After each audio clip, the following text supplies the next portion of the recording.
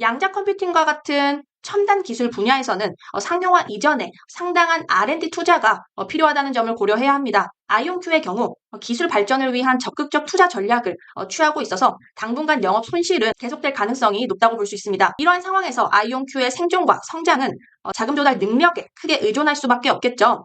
초기의 대규모 손실을 감수하고 기술 개발에 집중하여 궁극적으로 기술 상용화를 통한 성장과 수익을 목표로 하는 전략입니다. 그렇기 때문에 아이온큐의 핵심 과제는 현금 소진율과 상용화까지의 시간 사이의 균형을 맞추는 것입니다.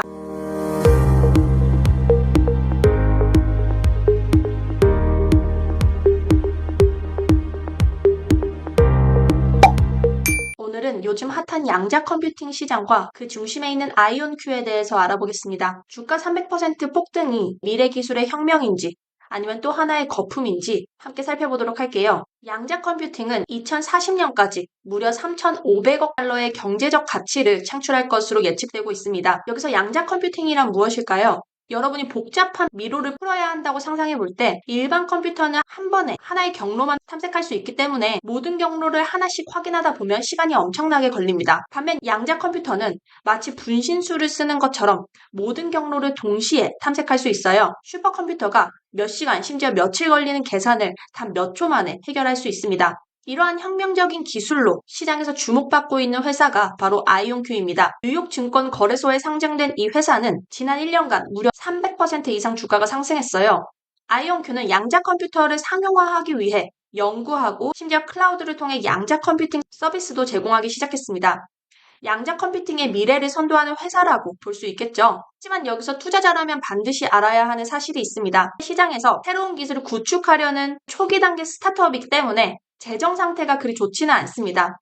특히 대규모 손실을 보고 있으면서 시가총액이 86억 달러에 달하는 아이온큐 기업은 투자자들이 장기적으로는 좋지 않은 결과를 가져올 가능성이 있음을 꼭 염두에 두어야 합니다. 자, 지금부터 아이온큐의 2025년 1분기 주요 이벤트에 대해서 살펴보도록 하겠습니다.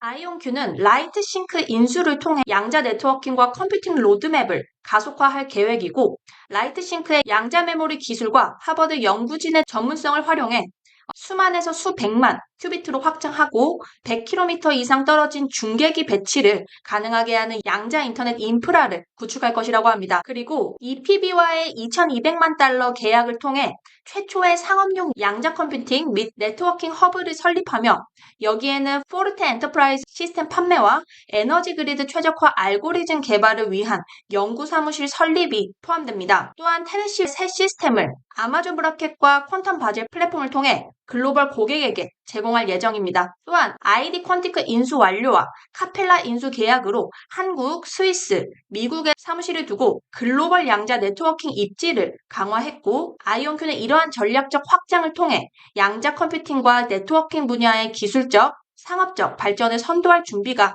되어 있습니다.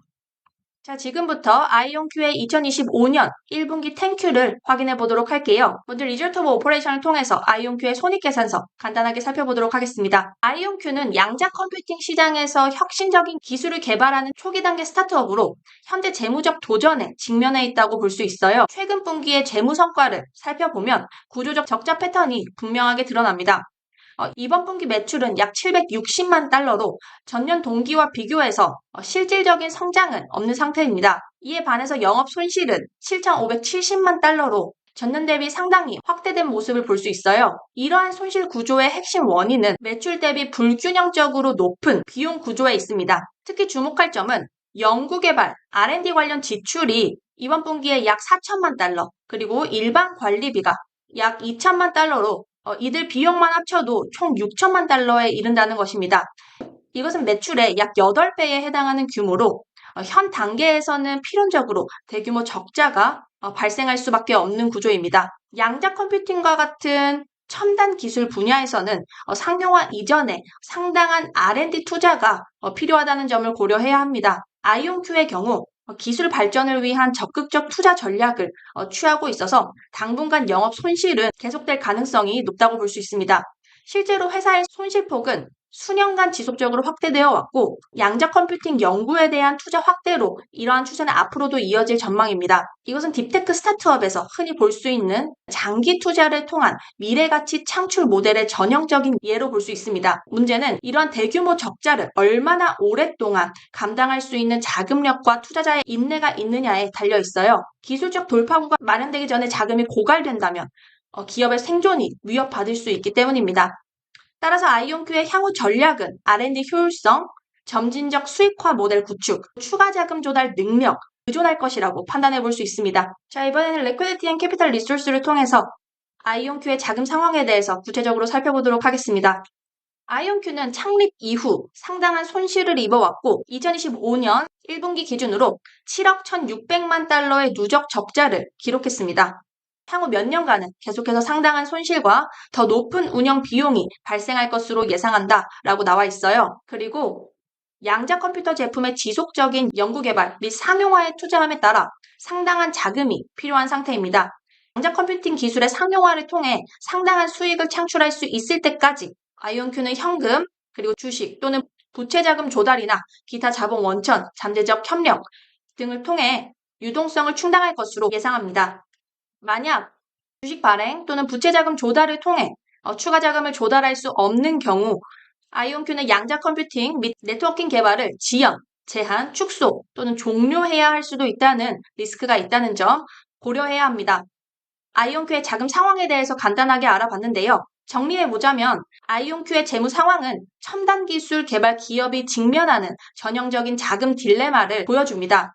이 대규모 손실은 단순한 재무적 실패가 아닌 양자 컴퓨팅이라는 혁신 기술에 대한 장기적 투자 전략의 일환으로 볼 수 있습니다. 양자 컴퓨팅은 본질적으로 자본 집약적인 분야로 상용화 이전에 막대한 연구개발 투자가 필요합니다. 아이온큐의 현재 재무 구조는 수익보다는 혁신에 방점을 둔 전략적 선택의 결과라고 볼 수 있어요. 앞으로 향후 몇 년간은 계속해서 상당한 손실과 더 높은 운영 비용이 발생할 것이라고 전망하고 이러한 상황에서 아이온큐의 생존과 성장은 자금 조달 능력에 크게 의존할 수밖에 없겠죠. 초기의 대규모 손실을 감수하고 기술 개발에 집중하여 궁극적으로 기술 상용화를 통한 성장과 수익을 목표로 하는 전략입니다. 하지만 이 모델의 성공은 기술적 진보뿐만 아니라 자본시장의 지원과 투자자들의 인내에도 크게 좌우된다고 볼 수 있어요. 그렇기 때문에 아이온큐의 핵심 과제는 현금 소진율과 상용화까지의 시간 사이의 균형을 맞추는 것입니다. 자금이 고갈되기 전에 기술적 돌파구를 마련하거나 최소한 투자자들이 추가 자금을 투입할 만큼의 가시적인 진전을 보여줘야겠죠. 자, 이번에는 아이온큐의 재무 상태표 살펴보도록 할게요. 겉으로 보기에는 안정적인 약 7억 달러의 현금을 보유하고 있지만 이 자금 구조의 이면에는 리스크가 도사리고 있다고 볼 수 있습니다. 이 자금은 주식 발행을 통해서 마련된 현금으로 지속적인 주주지분 희석을 통해 최근 수년간 발행 주식수가 29%나 급증했다는 사실은 회사의 자금 조달 방식이 기존 주주들에게 희생을 요구하고 있음을 명확히 보여줍니다. 더욱 우려되는 점은 아이온큐의 현금 소진율인데요. 아이온큐의 2024년 10K 보고서로 넘어와서 현금 흐름표를 보시면 아이온큐는 2024년 한 해 동안 운영 및 투자 활동에 약 1억 2천만 달러를 소비했습니다. 주목할 만한 것은 최근 3년간의 추세로 이 소진율이 큰 폭으로 증가하고 있다는 점입니다. 앞으로도 1년간 약 1억 2천만 달러를 소비한다고 보았을 때 단순 계산으로도 현재 보유 현금 7억 달러는 약 5, 6년 정도만 지속 가능하지만 증가하는 소진율을 고려하면 실제 자금 고갈 시점은 이보다 훨씬 빠르다고 볼 수 있겠죠. 이러한 재무적 압박은 양자 컴퓨팅 기술의 상용화 타임라인과 직접적으로 충돌합니다. 업계 전문가들은 양자 컴퓨팅의 실질적 상용화가 최소 5년, 보수적으로는 그 이상이 소요될 것이라고 전망하고 있어요.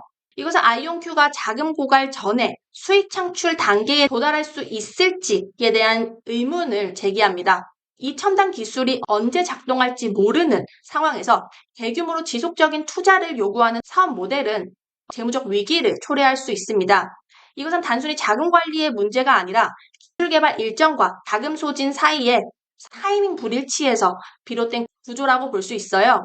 이것은 아이온큐만의 문제가 아니라 양자 컴퓨팅, 첨단 바이오테크 등 장기적 R&D가 필요한 모든 딥테크 분야의 공통적인 과제입니다. 지금까지 이렇게 아이온큐의 재무제표에 대해서 자세하게 분석해 보았는데요. 결론적으로 아이온큐의 생존 전략은 세 가지 핵심 요소에 달려 있습니다. 첫 번째로 추가 자금 조달 능력, 두 번째로 기술 개발 속도와 그에 대한 성과를 통한 수익 창출 가능성, 세 번째로는 비용 구조 최적화입니다. 결론적으로 혁신적인 기술의 잠재력과 재무적 지속 가능성 사이에 균형점을 찾아야 하는 중대한 기로에 서 있다고 볼 수 있어요. 자금 고갈 위험과 기술 상용화의 불확실성에 맞물린 현 상황은 딥테크 기업의 재무 관리가 단순한 회계적 과제를 넘어서 기업의 생존과 직결되는 전략적 핵심 요소임을 명확하게 보여줍니다. 아이온큐에 투자하고자 하는 투자자라면 양자 컴퓨팅의 뜨거운 열기 속에서 냉정한 판단이 필요한 시점이라고 볼 수 있겠죠. 네, 오늘 영상은 여기서 마무리하도록 하겠습니다. 저는 다음 영상에서 다시 찾아뵙도록 할게요. 감사합니다.